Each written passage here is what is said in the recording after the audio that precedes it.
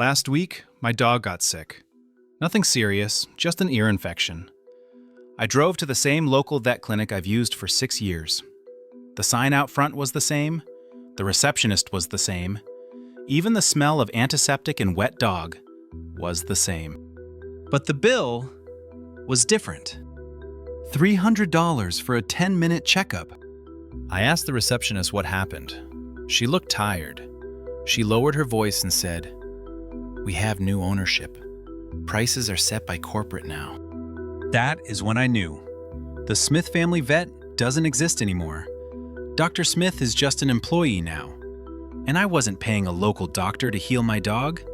I was paying a private equity firm in New York to hit their quarterly EBITDA target.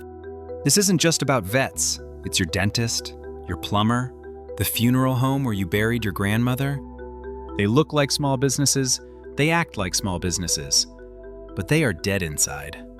They are zombie brands, hollowed out shells worn like skin suits by massive financial conglomerates. And if you think inflation is why your life is getting expensive, you are looking at the wrong numbers. Let's strip away the marketing and look at the math. This is called a roll-up strategy, and it is the single most effective way to print money in the 21st century. Here is how it works. Imagine you are a private equity firm. You have billions of dollars of other people's money, and you need a return. You look at the stock market. It's too expensive. You look at tech startups. Too risky. Then, you look at HVAC repair shops. HVAC is boring. It's dirty. But it's fragmented. There are thousands of mom-and-pop shops across the country. And here is the magic trick. If I buy one HVAC shop making $1 million a year, I pay small business prices, usually about 3 times its earnings. It's risky, it's small, nobody cares. But if I buy 500 HVAC shops and slap them together into one giant corporation, Wall Street suddenly loves it.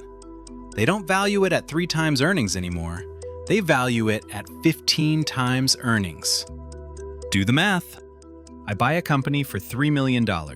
I bundle it. I instantly value it at $15 million. I didn't improve the service. I didn't fix more AC units. I didn't innovate. I just moved money from the small business bucket to the corporate bucket. It is called multiple arbitrage, and it is the reason your local economy is being deleted.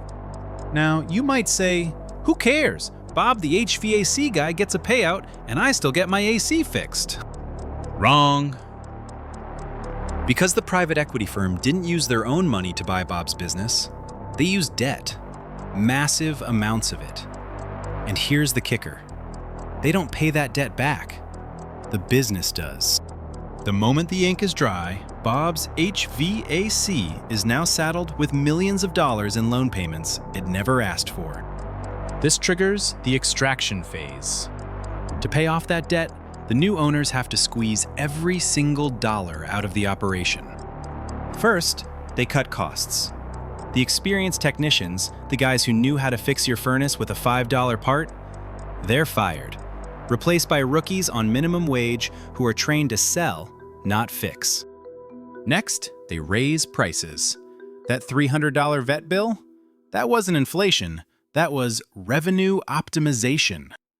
In the dental industry, investigations have found private equity-owned chains performing unnecessary root canals on children just to bill Medicaid. In veterinary care, they push expensive, useless tests on grieving pet owners because they know you'll pay anything to save your dog. Efficiency goes up, humanity goes down. And when the business has been squeezed dry, when the reputation is ruined and the staff has quit, the private equity firm sells it to the next guy for a profit and walks away. They aren't building businesses, they are strip mining them. We spend so much time arguing about corporate greed like it's a moral failing. It's not. It's a mechanical function. A shark eats because it is a shark. A private equity roll-up extracts value because that is what the spreadsheet tells it to do. The problem isn't that they are evil. The problem is that we are blind. We still walk around our neighborhoods pretending that Main Street exists. We see a different logo on every storefront and assume it's a free market. It is an illusion of choice. You have 3 funeral homes in your town. They look like competitors, but they are all owned by the same conglomerate, using the same hearse, charging the same inflated price.